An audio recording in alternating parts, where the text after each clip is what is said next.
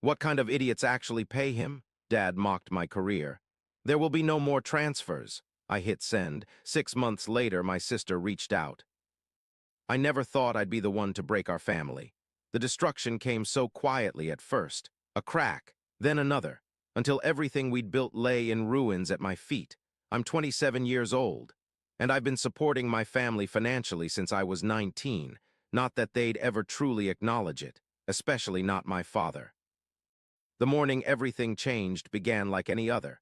Sun streaming through half-closed blinds, the soft hum of my computer fans, the gentle ping of donation alerts from my overnight stream. My success still felt surreal sometimes.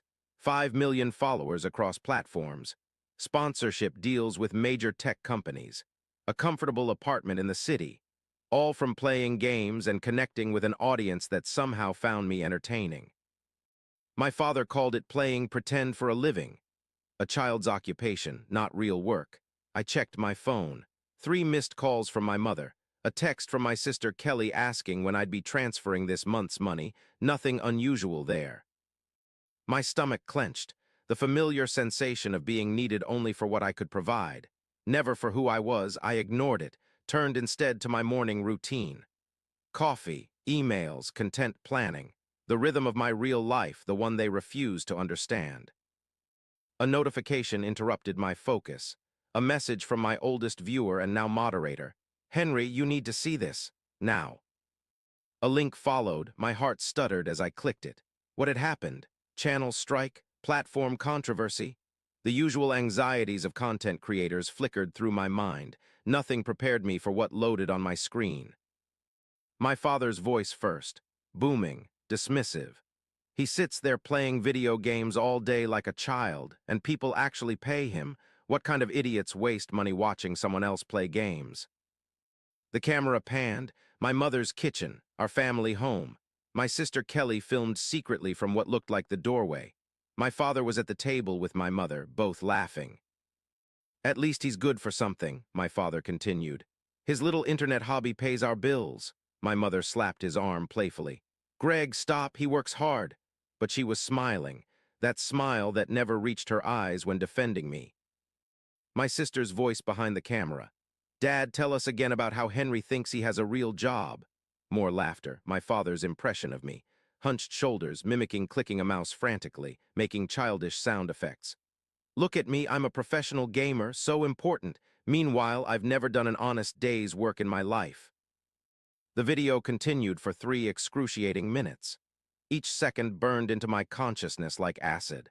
The family I supported, financially, emotionally, completely, mocking the very thing that allowed them to live comfortably. The video had 30,000 views, posted by Kelly on her small social account with the caption, "When your brother thinks streaming is a career," my hands trembled, blood pounding in my ears. A strange calm descended over me like a shroud. 8 years of supporting them, 8 years of monthly transfers, paying off my parents' mortgage, funding Kelly's college education, emergency medical bills, new cars, vacations, all while enduring their thinly veiled contempt for my career choice. I'd known somewhere deep inside how they truly felt, but seeing it displayed so nakedly, shared publicly for others to laugh at, something shattered inside me, irreparably. My phone buzzed again, my mother. Henry, honey, when can we expect this month's transfer? Dad and I are planning that Alaskan cruise we talked about. The one they'd mentioned once in passing. The one I'd never agreed to fund. The entitlement sliced through me like a blade. I set the phone down, let it buzz until it fell silent. What had I been to them all these years? An ATM with a pulse. A resource to be tapped whenever needed while being ridiculed behind closed doors and now apparently in public. Something shifted inside me, a resolve crystallizing like ice in my veins. No more. I opened my banking app, stared at the shared emergency account I'd established for family needs. $87,000, my money, all of it. I transferred it to my private account, every cent. Then I drafted a simple email, attached the video link, added only one line, there will be no more transfers, ever. I hit send, turned off notifications, walked to my balcony and stood in the morning air, breathing deeply as though surfacing from deep water. For the first time in years, I felt something close to peace. The storm, of course, was coming. I knew that. But in this moment of clarity, I finally understood what had eluded me for years. I didn't need their approval. I never had. They needed my money, not the other way around. The realization filled me with a strange, hollow power. My phone exploded with notifications within minutes of the email.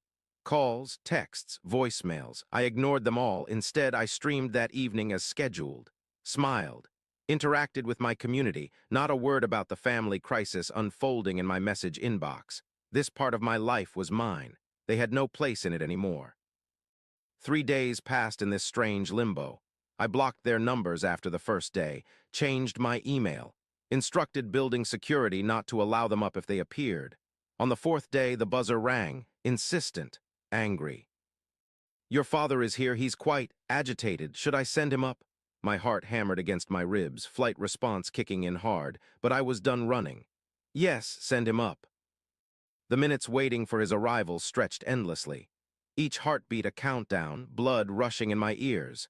The knock came. 3 hard raps that seemed to shake the door on its hinges. When I opened it, my father stood there, face flushed with a familiar anger. The same expression I'd seen 1,000 times growing up. The one that had once made me cower. "What the hell do you think you're doing?" He pushed past me into the apartment without waiting for an invitation. I closed the door quietly, controlled. "Hello to you too, Dad." He spun to face me, jabbing a finger toward my chest. "Don't get smart with me. What's this nonsense about cutting us off? Your mother is beside herself." I saw the video. His face flickered. Confusion, then recognition, then dismissal. That was just a joke. Kelly was just having fun. You know how she is." My chest tightened. The casual way he brushed it off made something inside me crack wider. "A joke, I see." My voice sounded strange even to my own ears, too calm. "And the 30,000 people who viewed it, were they in on the joke too?" He waved his hand dismissively. "Don't be so sensitive. This is what's wrong with your generation. Everything's an offense. Everything's a trauma. You mocked my career, my life choices, the very thing that's been putting food on your table for 8 years. "Oh, come on," he scoffed. "You sit at home playing video games. It's barely a job. I'm one of the top earners in my field. I've built a business that supports not just myself, but an entire family that contributes nothing in return." His face darkened. "We're your family. That's how family works. You support each other." "Support goes both ways, Dad. When have you ever supported me?" He faltered for a moment, just long enough to reveal the truth. "We put a roof over your head for 18 years. I laughed, couldn't help it. "The bare minimum required by law, and I've been repaying that basic parental obligation tenfold since I moved out." "So what, now you're too good for us? Think you don't need family anymore now that you've got all your internet friends?" The contempt in his voice when he said internet friends hit a familiar nerve. But this time, instead of shame, I felt rage crystallize inside me. "Those internet friends have shown me more respect and support than you ever have." His eyes narrowed. "So that's it. You're choosing them over your real family?" "I'm choosing myself for the first time." He stared at me like I'd suddenly started speaking another language. The concept seemed completely foreign to him. "What about the cruise your mother was planning? We've already put down the deposit." The sheer entitlement stole my breath for a moment. "Not my problem. Not your," he sputtered. "We're your parents, and I'm your son, not your bank." We stood there in the silence that followed. 2 men who shared blood but suddenly realized they were strangers. His face shifted. A calculation happening behind his eyes, the anger morphing into something more tactical. "Your mother will be devastated. Is that what you want? To break her heart?" The guilt trip. His most effective weapon throughout my childhood, but it bounced off me now, unable to find purchase. "Mom will be fine once she realizes she'll need to budget like a normal person." "And Kelly, what about her tuition for next semester?" "Kelly is 24 with a completed undergraduate degree. If she wants a master's, she can get loans like everyone else." His facade cracked further, desperation seeping through. "You can't just cut us off. We have bills, expenses. So does everyone get a job." The words hung between us, simple, direct. and completely shattering the dynamic we'd established for years. My father's face contorted. "You ungrateful little after everything we've done for you." "What exactly have you done for me, Dad? Name one thing in the last 8 years." He opened his mouth, closed it, opened it again. Nothing came out. In that silence lay the truth of our relationship, crystal clear for the first time. "I think you should leave now. This isn't over," he hissed, moving toward the door. "You'll regret this. Family is everything. No, self-respect is everything. I just wish I'd learned that sooner." The door slammed behind him with enough force to rattle the frame. I stood motionless in the sudden quiet of my apartment, waiting for the guilt to come crashing down. It didn't. Instead, a strange lightness filled my chest, like something heavy had been lifted away after years of crushing weight. I walked to my computer, sat down, looked at the stream setup that had built my life, the life they had mocked so thoroughly. For the first time, I felt no need to justify it. To anyone, I went live earlier than scheduled that evening. My community immediately noticed something different about me. The chat was filled with questions, concerns. "You seem different tonight. Everything okay?" I considered deflecting as usual, keeping my personal life separate, but something had shifted fundamentally inside me. "I made a big life decision today," I told my audience. "Set some boundaries that were long overdue. It feels right." Support flooded the chat. No questions, no demands for details, just pure encouragement from thousands of people who had chosen to spend their time with me. My real family in many ways. 3 weeks passed. The silence from my blood relatives was both painful and healing, like a deep wound finally exposed to air after festering beneath a bandage. Kelly tried reaching out once, demanding rather than asking for tuition money. When I didn't respond, she sent a series of increasingly angry texts accusing me of abandoning the family. I didn't engage. There was nothing more to say. Then came the notification. A small, seemingly insignificant ping that made my stomach drop. An alert from my bank about unusual activity on the emergency account I'd forgotten to close completely. My parents had somehow accessed it, withdrawn the few $100s that had accumulated from automatic transfers, left it empty. The final confirmation that I'd made the right decision. I closed the account permanently, cut the last financial tie. My mother called from an unknown number that evening. I almost didn't answer. Something made me pick up. "Henry, please don't hang up." Her voice sounded small, fragile in a way I'd never heard before. "I'm listening." A pause. "We need your help. Your father, he's too proud to ask, but things are difficult right now." My heart ached despite everything. This was my mother, the woman who had read me bedtime stories, who had bandaged my skinned knees, who had also stood by while my father belittled me for years. "I'm sorry to hear that," I said carefully, "but I'm not in a position to help anymore. But we're family." The same refrain, the same expectation. Family respects each other, supports each other's choices, doesn't mock each other publicly for entertainment. She sighed. "That video was a mistake. Kelly knows that now." "Has she taken it down?" Another pause. "Well, no, but..." "Then it wasn't a mistake. It was a choice, one with consequences." "Henry, please, we're struggling here. We need you." The words I'd longed to hear for years. Acknowledgement of my importance. But it came attached only to what I could provide, not who I was. "I'm sorry, Mom, I truly am, but I can't do this anymore." Her voice hardened slightly, the fragility disappearing. "So that's it. Years of family bonds thrown away over one little video." "It wasn't the video. It was what the video revealed, what it confirmed about how you all see me. That's not fair. Neither was using me as an ATM while mocking the very work that funded your lifestyle." The silence stretched between us, a chasm too wide to bridge with platitudes. "I'll always be your son," I said finally, "but the financial support is over, permanently." I heard her inhale sharply. "Your father was right. That internet fame has changed you." "No, it showed me my worth when my own family couldn't." I ended the call, set the phone down gently, waited for the crushing guilt to descend. It didn't come. 6 months passed. Seasons changed. My career flourished further. A major platform signed me to an exclusive deal worth more than I'd ever imagined possible. The irony wasn't lost on me. The not a real job had made me financially secure for life. I bought a house, adopted a dog, built a life that was authentically mine. The family-shaped hole remained, of course. Certain moments triggered the ache of absence. Holidays, birthdays, random Tuesday evenings when a memory would surface unexpectedly. But the wound was healing, slowly, cleanly, without the infection of resentment that had poisoned it for so long. Kelly reached out once more. A surprisingly humble message that acknowledged her part in the rift, not quite an apology but closer than I'd expected. "I miss my brother," she wrote. "The video was stupid and mean. I was jealous of your success and wanted Dad's approval. I'm sorry." I responded carefully, thanked her for reaching out, suggested we might get coffee sometime. No promises of financial support, no return to the old dynamic. A tentative first step toward something new, something healthier.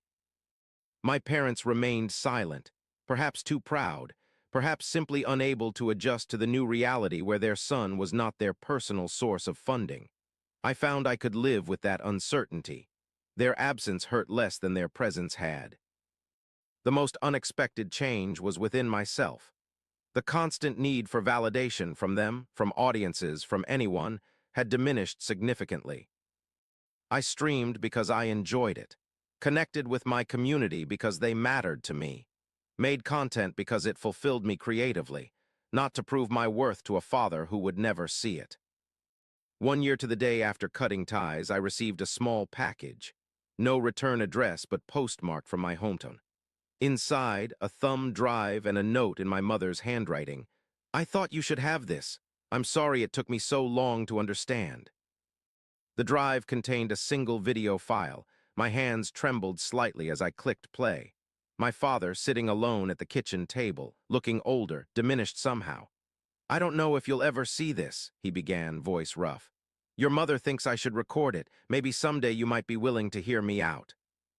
He cleared his throat, looked directly at the camera with an intensity that made my chest tighten. "I was wrong about you, Henry, wrong about your career, wrong about a lot of things." He ran a hand through his thinning hair, a gesture so familiar it made my heart ache. "The truth is, I never understood what you were building. I was jealous, if I'm being honest. Jealous that you found success doing something you loved while I spent 40 years at a job I hated." His eyes glistened, something I'd never seen before. "I took it out on you, made you feel small because I felt small, used your success while belittling how you achieved it. It was unfair, cruel even." He swallowed hard. "I'm not asking for your money or even your forgiveness, just wanted you to know that I was wrong, and I'm sorry." The video ended. No dramatic conclusion, no sweeping music, just my father's face, vulnerable in a way I'd never witnessed before. I sat in the stillness of my home office, the same room where I'd first seen the video that ended our relationship, now watching another that might possibly begin healing it, not erasing the past, not pretending the hurt never happened, but acknowledging it, numbing it, taking responsibility. I didn't respond immediately. Some wounds need time, even after an apology is offered. But I saved his video. And for the first time in a year, I allowed myself to remember the good moments, too. Fishing trips when I was young. The proud smile when I graduated high school. Small kindnesses buried beneath years of criticism.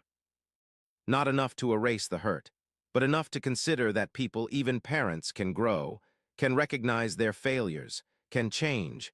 I don't know if we'll ever fully repair what was broken. Some fractures leave permanent marks. But sitting here now, a year and a half after that devastating morning, I understand something I couldn't see then. Cutting ties wasn't about punishment. It was about valuing myself enough to demand respect. Sometimes the greatest act of love for yourself and for others is to establish boundaries that cannot be crossed. To say, this is where I end and you begin. This is what I will accept and what I won't. My career continues to flourish. My community grows. The life I've built feels increasingly solid beneath my feet. And if someday that life includes some version of my family, one that respects who I am rather than what I can provide, I might be open to it. But I'll never again shrink myself to fit into someone else's expectations. Never again fund my own diminishment. That version of Henry is gone. In his place stands someone stronger, someone who finally understands that real family, whether bound by blood or by choice, lifts you up rather than tears you down. And that's a lesson worth every painful moment it took to learn.